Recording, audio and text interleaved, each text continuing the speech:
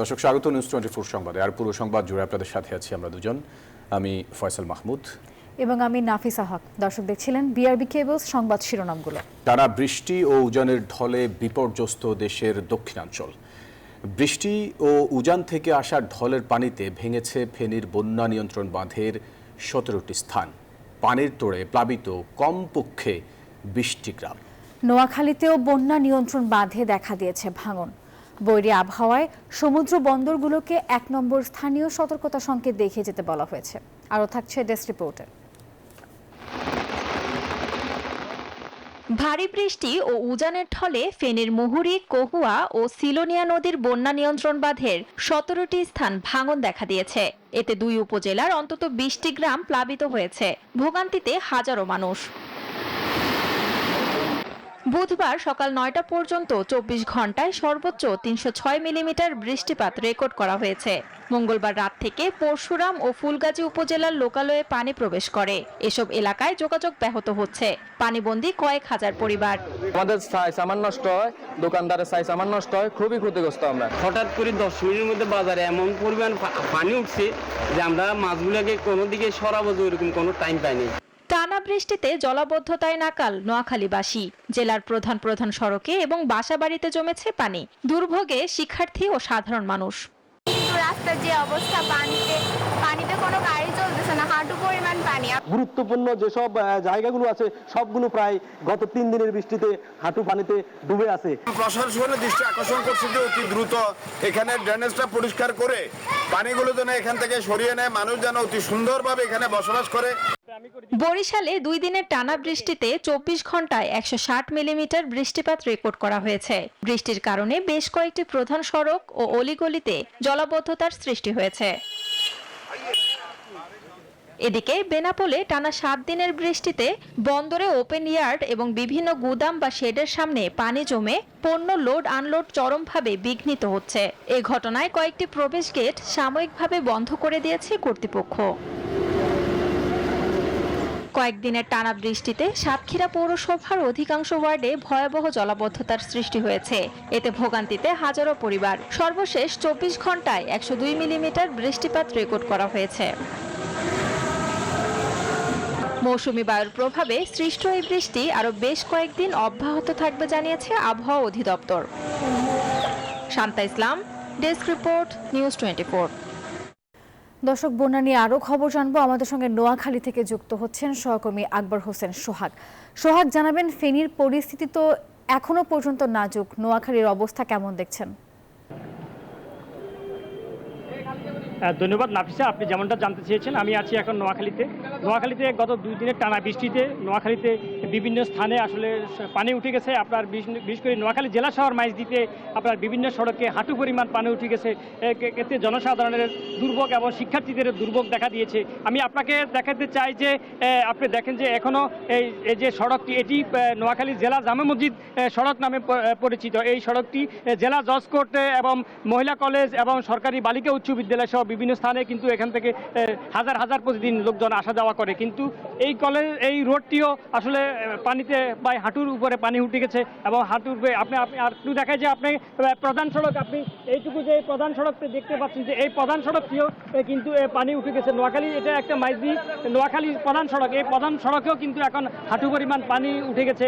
আসলে সব মিলিয়ে আমি আপনাকে যদি বলি, এখানে আসলে যে জলাবদ্ধতা সৃষ্টি হয়েছে, এটি আসলে দীর্ঘদিনের জলাবদ্ধতা। এটা আসলে দখল এবং দূষণের কারণে এই জলাবদ্ধতা সৃষ্টি হয়েছে। দখল এবং দূষণের কারণে এসে আমার পাশে কিছু ফুলের দোকান আছে, এই ফুল দোকানগুলা সহ বিভিন্ন দোকানপাটও আসলে পানিতে ডুবে গেছে। আসলে তারা ব্যবসায়ীরাও কিন্তু আসলে খুবই ক্ষতিগ্রস্ত অবস্থায় আছে। আসলে তো আমি আপনাকে যদি বলি যে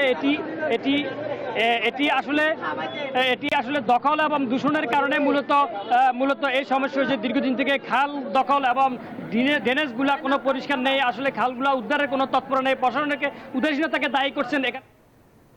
সোহাগ, ধন্যবাদ আপনাকে। ফেনীর বন্যা কবলিত 2 উপজেলার প্রায় 114টি পরিবারের 407 জন সাইক্লোন সেন্টারে আশ্রয় নিয়েছে।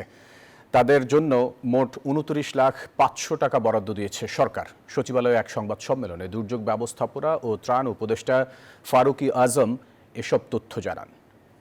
এবং ফেনীর উপরে ত্রিপুরা অঞ্চলে প্রচুর বৃষ্টিপাত হয়েছে। পরশুরাম এবং ফুলগাজী, ফেনীর এই সমস্ত গ্রামগুলি প্লাবিত হয়েছে। সাইক্লোন শেল্টারে নিয়ে আসা হয়েছে এবং সেখানে 347 জনকে খাবার দেওয়া হচ্ছে, রান্না করা খাবার, এবং কিছু কিছু জায়গাতে আমরা শুকনো খাবারও বিতরণ করা হয়েছে। এদিকে কক্সবাজারের হিমছড়ি সমুদ্র সৈকতে গোসল করতে গিয়ে নিখোঁজ চট্টগ্রাম বিশ্ববিদ্যালয়ের আরও এক শিক্ষার্থীর মরদেহ উদ্ধার করা হয়েছে। আর এই নিয়ে নিখোঁজ 3 জনেরই মরদেহ উদ্ধার করা হলো। এর আগে দুদিনে আরও 2 জনের মরদেহ উদ্ধার করা হয়েছে। এদিকে চট্টগ্রাম নগরের হালি শহরের আনন্দপুর এলাকায় নালায় পড়ে নিখোঁজ 3 বছরের এক শিশুর মরদেহ উদ্ধার করেছে এলাকাবাসী। ভয়াবহ বন্যায় ভারতের ত্রিপুরায় বেশ কয়েকটি নদীর পানি বিপদসীমার উপর দিয়ে প্রবাহিত হচ্ছে। নিরাপদ স্থানে সরিয়ে নেওয়া হয়েছে প্রায় 400 জনকে। জারি করা হয়েছে রেড অ্যালার্টও। এদিকে নেপাল চীন সীমান্তবর্তী অঞ্চলে ভয়াবহ বন্যায় প্রাণ গেছে অন্তত 8 জনের। এর মধ্যে নেপালে নিখোঁজ 20 এবং চীনে অন্তত 11 জন। ভারী বৃষ্টিতে ভয়াবহ বন্যার কবলে পড়েছে ভারতের ত্রিপুরা রাজ্য। গণমাধ্যমের তথ্য বলছে বেশ কয়েকটি নদীর পানি বিপদসীমার উপর দিয়ে প্রবাহিত হচ্ছে। এরই মধ্যে মুহুরী নদীর জলস্তর বিপদসীমার 24.80 মিটার উপর দিয়ে প্রবাহিত হচ্ছে। এ অবস্থায় রাজ্য জুড়ে রেড অ্যালার্ট জারি করা হয়েছে। বন্যার কারণে গৃহহীন হয়ে পড়েছেন 116টি পরিবারের প্রায় 380 জন। রাজ্যে জরুরি অপারেশন সেন্টার জানিয়েছে ক্ষতিগ্রস্ত পরিবারগুলোকে বেলোনিয়ার 7টি ত্রাণ শিবিরে স্থানান্তরিত করা হয়েছে। আরও বৃষ্টিপাতের সতর্কতা জারি করেছে কর্তৃপক্ষ। এ অবস্থায় বন্যা পরিস্থিতি আরও অবনতির আশঙ্কা করা হচ্ছে। এদিকে মঙ্গলবার হিমালয়ের কোলে চীন নেপাল সীমান্তে নেমে আসে ভয়াবহ বিপর্যয়। টানা প্রবল বর্ষণে সৃষ্ট বন্যা ও ভূমিধসে প্রাণ হারানো বেশ কয়েকজনের মরদেহ উদ্ধার করা হয়। নিখোঁজ আরও 30-এর অধিক, যাদের মধ্যে রয়েছে নেপাল ও চীনের নাগরিক। বন্যার তীব্র স্রোতে ভেসে গেছে 2 দেশের সংযোগকারী ভোটেকশি নদীর উপর নির্মিত প্রধান সেতুটি, যা যোগাযোগ ব্যবস্থাকে করে দিয়েছে পুরোপুরি বিচ্ছিন্ন। বিশেষজ্ঞদের মতে জলবায়ু পরিবর্তনের প্রভাবেই এতটা রুদ্রমূর্তি ধারণ করেছে প্রকৃতি। আফরিন মৌ, নিউজ 24। মরণাস্ত্র ব্যবহার করে নির্বিচারে গুলির নির্দেশ দেয়া শেখ হাসিনার ফোনালাপ ভেরিফিকেশন স্বচ্ছতা, আর এটি ট্রাইব্যুনালে উপস্থাপন করা হবে বলে জানিয়েছেন প্রসিকিউটর গাজী এমএইচ তামিম। ফাঁস হওয়া ফোনালাপ যাচাই করে বিবিসিআই যে প্রতিবেদন দিয়েছে তা হাসিনার বিরুদ্ধে অভিযোগ প্রমাণের শক্ত ডকুমেন্ট হবে বলছে প্রসিকিউশন।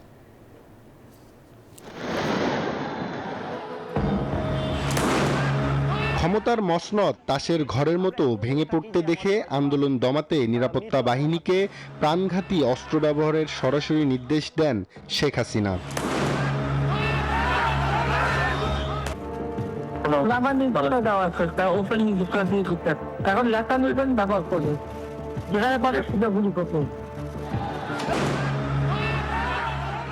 ফাঁস হওয়া অডিওটি যাচাই করে এর সত্যতা নিশ্চিত করেছে বিবিসির অনুসন্ধান ও আন্তর্জাতিক ফরেনসিক বিশেষজ্ঞরা। তাদের মতে এটি এডিট বা কৃত্রিমভাবে তৈরি করা হয়নি। কণ্ঠস্বরটি শেখ হাসিনার বলে শনাক্ত করেছে সিআইডিও। এর আগেও ফাঁস হওয়া শেখ হাসিনার বেশ কয়েকটি ফোনালাপে এমন আরও হত্যার নির্দেশনা ছিল, যার ফরেনসিক সত্যতা নিরূপণ করেছিল সিআইডি। তবে ফোনালাপের সত্যতা নিয়ে প্রশ্ন তুলেছিল ঘাপটি মেরে থাকা ফ্যাসিস্টের দোসররা, কিন্তু এবার আর সে সুযোগ থাকলো না। শেখ হাসিনার এই ফোনালাপের আন্তর্জাতিক ভেরিফিকেশন মামলার স্বচ্ছতা বাড়াবে বলে জানিয়েছেন ট্রাইব্যুনালের প্রসিকিউটর। সেই সঙ্গে এটি ডকুমেন্ট আকারে ট্রাইব্যুনালে উপস্থাপন করা হবে বলেও জানান তিনি। বিবিসি থেকে এই নিউজটাও ব্রডকাস্ট হয়েছে এবং তারাও তাদের ইনভেস্টিগেশনে এই ভয়েসের সত্যতা পেয়েছেন। অতএব ইউএন এটাকে সার্টিফাই করেছেন যে এই ঘটনার সময় 1400 মানুষ নিহত হয়েছে। প্রমাণ আমরা ট্রাইব্যুনালে দাখিল করেছি। যদি চার্জ ফ্রেম হয় আমরা সেটা সাক্ষ্যের মাধ্যমে ট্রাইব্যুনালে উপস্থাপন করব। এই অডিওকে মানবতা অপরাধের মামলার গুরুত্বপূর্ণ প্রমাণ হিসেবে দেখছে আন্তর্জাতিক অপরাধ ট্রাইব্যুনাল। যে কোনো এনজিও অথবা সরকারি কোনো সংস্থা থেকে যদি এই ধরনের রিপোর্ট প্রকাশিত হয় তাহলে ট্রাইব্যুনাল কোনো প্রমাণ ছাড়াই তাদের জুডিশিয়াল নোটিশ এবং কমন নলেজে এই ধরনের ঘটনার কে সাক্ষ্য হিসাবে গ্রহণ করতে পারে। এদিকে শেখ হাসিনার বিরুদ্ধে হত্যা মামলার অভিযোগ গঠনের বিষয়ে 10 জুলাই আদেশ দেবেন আন্তর্জাতিক অপরাধ ট্রাইব্যুনাল 1। শেখ হাসিনা ছাড়াও এ মামলার অপর 2 আসামি হলেন সাবেক স্বরাষ্ট্রমন্ত্রী ও পুলিশের সাবেক আইজিপি। আব্দুল্লাহ মামুন, নিউজ 24, ঢাকা। গণহত্যার জন্য শুধু শেখ হাসিনা নয়, দলীয়ভাবে আওয়ামী লীগেরও বিচার চাইলেন বিএনপি মহাসচিব। বুধবার দুপুরে রাজধানীর নিউরোসায়েন্স হাসপাতালের সামনে সাংবাদিকদের সাথে আলাপকালে এই কথা বলেন তিনি। বিএনপি মহাসচিব বলেছেন, নির্বাচন আর সংস্কার কখনো সাংঘর্ষিক নয়, আর এই সময় দেশের স্বার্থে সব রাজনৈতিক দলের ঐক্যবদ্ধ থাকারও আহ্বান জানিয়েছেন মির্জা ফখরুল ইসলাম আলমগীর। দীর্ঘদিন ধরে অসুস্থ হয়ে আগারগাঁও নিউরোসায়েন্স হাসপাতালে ভর্তি বিএনপি চেয়ারপারসনের উপদেষ্টা কাউন্সিলের সদস্য বীর মুক্তিযোদ্ধা আব্দুল কুদ্দুস ও অধ্যাপক ডাক্তার সিরাজউদ্দিন। বুধবার তাদের দেখতে রাজধানীর আগারগাঁওয়ে নিউরোসায়েন্স হাসপাতালে যান বিএনপি মহাসচিব মির্জা ফখরুল ইসলাম আলমগীর। এ সময় তিনি আব্দুল কুদ্দুস ও অধ্যাপক ডাক্তার সিরাজউদ্দিনের চিকিৎসার খোঁজ খবর নেন। পরে গণমাধ্যমের সঙ্গে কথা বলেন। বিএনপি মহাসচিব বলেন, সংস্কার আর নির্বাচন সাংঘর্ষিক নয়। যারা ফেব্রুয়ারিতে নির্বাচন চায় না, তাদের আরও ভেবে দেখা উচিত। যারা মনে করেন যে নির্বাচন প্রয়োজন নেই, আমার মনে হয় তারা আবার চিন্তা করবেন। নির্বাচন প্রয়োজন জনগণের জন্য। সরকার একটা নির্বাচিত সরকার দরকার, যে নির্বাচিত সরকারের সঙ্গে জনগণের সম্পর্ক থাকবে। এক প্রশ্নের জবাবে মির্জা ফখরুল বলেন, ফ্যাসিবাদের পক্ষে যারা কাজ করেছে তাদের সবার বিচার করতে হবে। তিনি ও তার সঙ্গে যারা এই হত্যাকাণ্ডের সঙ্গে, গণহত্যার সঙ্গে এবং এই ফ্যাসিড আক্রমণের সঙ্গে জড়িত, তাদের প্রত্যেকেরই বিচার হবে। সেই হিসাবে দল যদি আইনের আওতায় নিয়ে এসে দলও যদি এমন দেখা যায় যে দলগত হিসাবে, তাহলে অবশ্যই তাদের বিচার হওয়া উচিত বলে আমি মনে করি। জনগণ নির্বাচন চায় উল্লেখ করে বিএনপি মহাসচিব বলেন, এ কারণে গণতন্ত্রের জন্য লড়াই করে আসছে বিএনপি। গণতন্ত্রের সবচেয়ে বড় শক্তি যদি কেউ থাকে সেটা হচ্ছে বিএনপি, এবং সবচেয়ে বেশি লড়াই যদি কেউ করে গণতন্ত্রের জন্য সেটা বিএনপি। বাংলাদেশে এক দলীয় শাসন ব্যবস্থা থেকে বিএনপি নিয়ে এসেছে আপনার বহুদলীয় গণতন্ত্রে। পরে শিল্পী ফরিদা পারভিনকে দেখতে ইউনিভার্সাল মেডিকেল কলেজ হাসপাতালে যান বিএনপি মহাসচিব। এ সময় চেয়ারপারসন ও ভারপ্রাপ্ত চেয়ারম্যানের পক্ষে আর্থিক সহায়তাও করা হয়। মাহমুদ হাসান, নিউজ 24, ঢাকা। জাতীয় নাগরিক পার্টির আহ্বায়ক নাহিদ ইসলাম বলেছেন, ভারত যদি বাংলাদেশের সঙ্গে সৌহার্দ্যপূর্ণ সম্পর্ক চায়, তবে সেটা অবশ্যই সমতা এবং ন্যায্যতার ভিত্তিতেই হতে হবে। বুধবার দুপুরে চুয়াডাঙ্গার শহীদ হাসান চত্বরে পথসভায় কথা বলেন তিনি। বলেন, ভারতের অখণ্ডতা ও সার্বভৌমত্ব বাংলাদেশের উপর নির্ভরশীল। খুনি হাসিনাকে আশ্রয় দেওয়ার জন্য ভারতকে জবাবদিহি করতে হবে বলে মন্তব্য করেন তিনি। এছাড়া চুয়াডাঙ্গাতে এখনও যারা স্বৈরাচারী আমলের মতো চাঁদাবাজি করছে, তাদের বয়কট করার আহ্বান জানান নাহিদ। এর আগে চুয়াডাঙ্গার আলমডাঙ্গা ও হাটবোয়ালিয়ায় পথসভায় অংশ নেন এনসিপির কেন্দ্রীয় নেতারা। ভারত যদি বাংলাদেশের সাথে সৌহার্দ্যপূর্ণ সম্পর্ক চায়, সমতা, ন্যায্যতা এবং মর্যাদার ভিত্তিতেই সেই সম্পর্ক হতে হবে। বাংলাদেশি কেবল ভারতের উপর নির্ভরশীল নয়, ভারত সম্পূর্ণভাবে বাংলাদেশের উপর নির্ভরশীল। স্থানীয় নির্বাচনে থাকছে না দলীয় প্রতীক। এরই মধ্যে এই সংক্রান্ত একটি অধ্যাদেশের খসড়া মন্ত্রিপরিষদ বিভাগে পাঠিয়েছে মন্ত্রণালয়। আর এর ফলে রাজনৈতিক দলগুলো এখন আর আনুষ্ঠানিকভাবে কোনো প্রার্থী মনোনয়ন দিতে পারবেন না। সংস্কার কমিশনের প্রধান অধ্যাপক তোফায়েল আহমেদ জানান, মনোনয়ন বাণিজ্য বন্ধ করতে দলীয় প্রতীক বাদ দেওয়ার সুপারিশ করেছিলেন ছাড়া। সাধারণ ভোটাররা বলছেন, এতে একদিকে হানাহানি কমবে, অন্যদিকে নির্বাচনে আগ্রহী হবেন নির্দলীয় প্রার্থীরা। বিস্তারিত জানাচ্ছেন নাইমাল জিকো। সিটি কর্পোরেশন, উপজেলা, পৌরসভা ও ইউনিয়ন পরিষদে দলীয় প্রতীকে নির্বাচন বিধান বাতিল হচ্ছে। বিদ্যমান 4টি আইনের সংশ্লিষ্ট ধারা বাতিল করে নতুন অধ্যাদেশ করতে যাচ্ছে অন্তর্বর্তী সরকার। এর ফলে রাজনৈতিক দলগুলো স্থানীয় সরকার নির্বাচনে আনুষ্ঠানিকভাবে কোনো প্রার্থী মনোনয়ন দিতে পারবে না, সবাই হবে নির্দলীয়। এই পদ্ধতিকে সাধুবাদ জানিয়েছেন সাধারণ মানুষ, বলেন এমনটা হলে আগ্রহ বাড়বে ভোটারদের। স্থানীয় নির্বাচন দলীয় প্রতীক ছাড়া উন্মুক্ত হওয়া উচিত। নিরপেক্ষ নির্বাচন, সুষ্ঠু একটা নির্বাচন আমরা দেখতে চাইতেছি। দলীয় প্রতীক থাকলে মনে এক পক্ষ এক পেশে হয়ে যায়, হ্যাঁ, আর দলীয় প্রতীক না থাকলে সর্বদলীয় সবাই সমর্থন করতে পারে। দীর্ঘদিন ধরে স্থানীয় সরকার নির্বাচনে দলীয় প্রতীকের ব্যবহার বন্ধের দাবি জানিয়ে আসছিল বিভিন্ন রাজনৈতিক দল। এই বিধান বাদ দিলে রাজনৈতিক দলের সঙ্গে সরাসরি সম্পৃক্ত নয় এমন অনেক যোগ্য ব্যক্তিও নির্বাচনে আগ্রহী হবেন বলে মনে করছেন স্থানীয় রাজনীতিবিদরা। জেনারেল পিপলের কাছে সাধারণ গ্রহণযোগ্যতা যার বেশি, সেই স্থানীয় সরকার নির্বাচন করবে। This is not the symbol of political. দলীয় প্রতীক এখানে থাকে, যারাই রাষ্ট্র ক্ষমতা থাকবে তাদের একটা প্রচ্ছন্ন প্রভাব সেখানে একটা কাজ করে, তাতে মানুষের মধ্যে যে ভীতি, প্রশাসনের মধ্যে একটা অস্বস্তিকর পরিবেশ তৈরি হয়, সেই পরিবেশ থেকেও মুক্ত থাকবে। 2015 সালে আওয়ামী লীগ সরকার স্থানীয় সরকার নির্বাচন প্রতীকে করার সিদ্ধান্ত নেয়। এই ব্যবস্থায় নির্বাচন হয় দুই ভোটেই সিংহভাগেই জয়লাভ করে আওয়ামী লীগ মনোনীত বা বিদ্রোহী প্রার্থীরা। দুটি নির্বাচনেই প্রতীক বরাদ্দের সঙ্গে মোটা অঙ্কের মনোনয়ন বাণিজ্য হয়েছে বলে অভিযোগ রয়েছে। এমন বন্দোবস্ত বন্ধ করতে চায় স্থানীয় সরকার সংস্কার কমিশন। তার নমিনেশন দিয়েছে, নমিনেশন বিক্রি হয়েছে, কতগুলো লোক হয়তো এলাকায় বসবাস করে না, সে ইউনিয়ন পরিষদের চেয়ারম্যান হয়েছে, তার নমিনেট করেছে, আর নমিনেশন পেলেই চেয়ারম্যান, এরকম একটা অবস্থা এসে গেছে। নমিনেশন বাণিজ্যটাই কিন্তু বন্ধ করারই মূল একটা কারণ, অন্যতম কারণ এই দেশে। এই অন্তর্বর্তী সরকারের সময় যে কমিশন হয়েছে, দুই কমিশনেরই প্রস্তাব হচ্ছে আমাদের স্থানীয় সরকার নির্বাচনটা দলীয় প্রতীকে না হোক। আওয়ামী লীগ সরকারের পতনের পর সব সিটি কর্পোরেশন, জেলা পরিষদ, উপজেলা পরিষদ ও পৌরসভার মেয়রদের অপসারণ করে অন্তর্বর্তী সরকার। এসব পদে দায়িত্ব দেওয়া হয় সরকারি কর্মকর্তাদের। নাইম আলচিকো, নিউজ 24, ঢাকা। কোনো দাতা সংস্থার পরামর্শে নয়, বরং নিজেদের স্বার্থেই যৌক্তিক সংস্কার করা হচ্ছে বলে জানিয়েছেন অর্থ উপদেষ্টা। তিনি জানান, দেশি বিদেশি বিনিয়োগকারীদের আস্থা বাড়াতে মানসম্মত অডিট প্রতিবেদন দরকার। বুধবার দুপুরে রাজধানীর একটি হোটেলে অ্যাকাউন্টিং ও অডিটিং সামিটে এসব কথা বলেন অর্থ উপদেষ্টা। রিফর্মগুলি করছে, এটা কিন্তু আমাদের নিজস্ব তাগিদে আমার নিজের জন্য।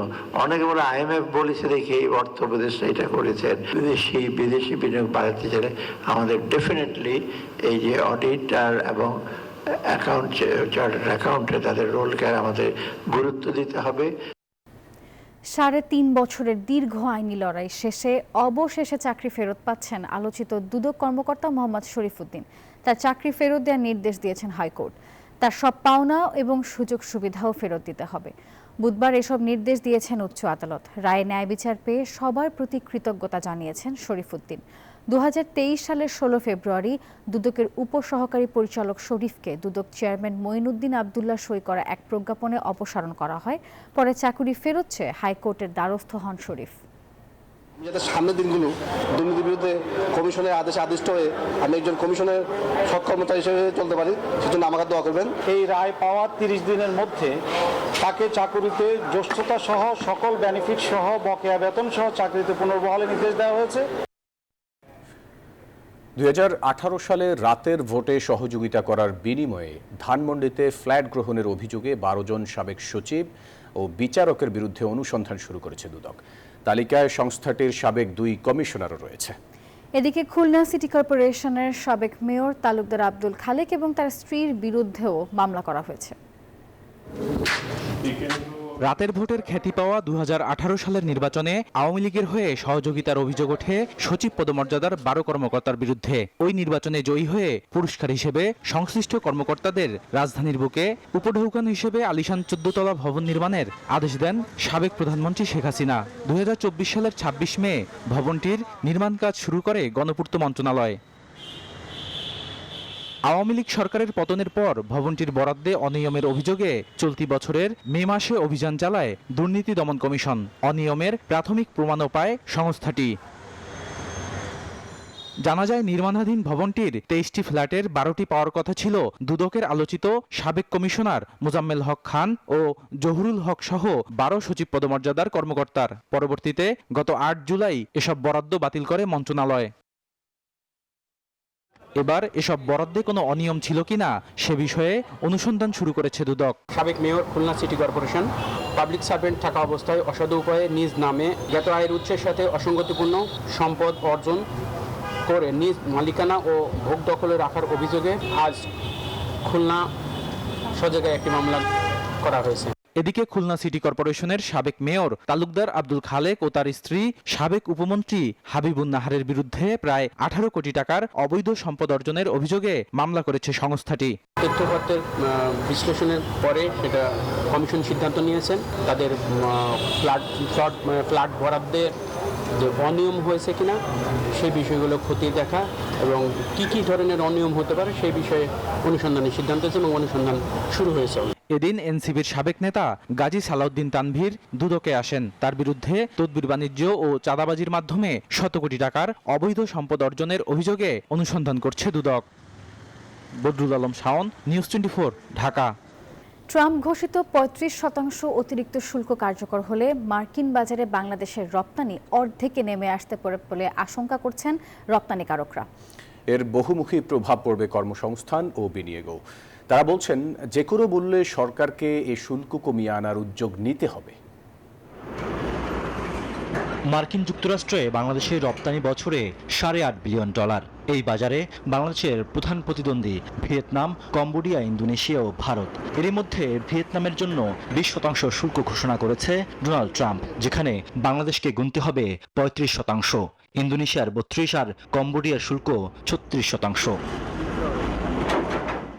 নতুন এই শুল্ক হার কার্যকর হলে মার্কিন মূল্যকে পণ্য প্রবেশে মোট 50% শুল্ক গুনতে হবে বাংলাদেশকে। এতে দেশটিতে কমবে রপ্তানির হিস্সা, যেখানে বড় হুমকি দক্ষিণ পূর্ব এশিয়ার দেশ ভিয়েতনাম। রপ্তানিকারকদের আশঙ্কা, বাংলাদেশের রপ্তানির প্রায় অর্ধেক যেতে পারে দেশটির দখলে। এতে বছরে প্রায় $3.5 থেকে $4 বিলিয়ন ঘাটতি দেখা দেবে রপ্তানি আয়ে। 50% ট্যারিফ দিয়ে আমরা কিভাবে ব্যবসা করব? এটা তো ব্যবসা, we are going to lose the business, সোজা কথা। 35% কোনোভাবেই আমরা বিয়ার করতে পারবো না, এটা সহ্য সীমার বাইরে। তো এই ক্ষেত্রে আমাদের এটাকে নামিয়ে আনতে হবে। 20% আমরা চাই যে 20% পর্যন্ত নেমে আসুক, অথবা ম্যাক্সিমাম যদি 25%, এর উপরে গেলে আমাদের ব্যবসা করা ডিফিকাল্ট। এমন হলে ক্ষতির মুখে পড়বে অনেক পোশাক কারখানা, কাজ হারাবে হাজারো পোশাক কর্মী, যার প্রভাব পড়বে সার্বিক কর্মসংস্থানের বাজারে। ব্যবসায়ীরা বলছেন, অন্ধকারে রেখে যুক্তরাষ্ট্রের সাথে আলোচনা চালিয়েছে সরকার, যেখানে পুরোপুরি ব্যর্থ সরকারি কর্তারা। ভিয়েতনাম অনেক সফল, এরা একেবারে প্রথম ডে 1 থেকে তারা নেগোসিয়েট শুরু করেছে এবং তারা সাকসেসফুলি নেগোসিয়েট করে একটা পর্যায়ে এসছে। তো ভিয়েতনাম ইজ স্মার্ট, এতে কোনো ডাউট নাই। ওদের নেগোসিয়েশন ক্যাপাসিটি ভালো, কূটনৈতিক যে সম্পর্ক আমেরিকার সাথে সেটাও অনেক ভালো। আমাদের এই দুটো জায়গায় কাজ করতে হবে। আমাদের নেগোসিয়েশন কোয়ালিটি ইমপ্রুভ করতে হবে। আমাদের negotiation definitely we are not very good, আমাদের নেগোসিয়েশন অত ভালো না। শুল্ক কমাতে কি শর্ত মানতে হবে সে বিষয়ে এখনো পরিষ্কার না করলেও জানা যাচ্ছে, বিভিন্ন দেশের সাথে যুক্তরাষ্ট্রের বাণিজ্য নীতি মানতে বাধ্য করতে চায় বাংলাদেশ সহ শুল্ক আরোপ করা দেশগুলোকে। ভারত আমাদের কাছাকাছি থাকে, পাকিস্তান আমাদের কাছাকাছি থাকে, তাহলে ভিয়েতনাম ছাড়া আমাদের প্রতিযোগিতার ক্ষেত্রে সেক্ষেত্রে হয়তো প্রভাবটা, নেতিবাচক প্রভাব যতটা হতে পারত তার চেয়ে কমও হতে পারে। শুল্ক ইস্যুতে মার্কিন যুক্তরাষ্ট্রের সাথে আলোচনা করতে বাণিজ্য উপদেষ্টার নেতৃত্বে প্রতিনিধি দল এখন অবস্থান করছে ওয়াশিংটনে। রিয়াদ সুমন, নিউজ 24, ঢাকা। গাজায় যুদ্ধবিরতি ইস্যুতে আলোচনা করতে 24 ঘন্টার মধ্যেই দ্বিতীয়বারের মতো বৈঠক করেছেন ট্রাম্প নেতানিয়াহু। যদিও ইসরায়েলের প্রধানমন্ত্রীর দাবি, জিম্মিদের মুক্তির প্রচেষ্টা নিয়েই ছিল এই আলোচনা। এদিকে ইসরায়েল ও হামাসের মধ্যে যুদ্ধবিরতির আলোচনা ইতিবাচক বলে জানিয়েছে কাতার। এর মধ্যেও উপত্যকায় ভয়াবহ আগ্রাসনে নিহত হয়েছেন আরও অন্তত 95 জন ফিলিস্তিনি। দর্শক, আর এই ছিল নিউজ 24 সংবাদের এখনকার আয়োজনে। তবে শেষ করার আগে জানিয়ে দিতে চাই, দেশে করোনা ভাইরাস এবং বিভিন্ন সংক্রমণের হার বেড়েছে। সংক্রমণ থেকে সুরক্ষিত থাকতে ব্যবহার করুন সেফনিল ফেস মাস্ক।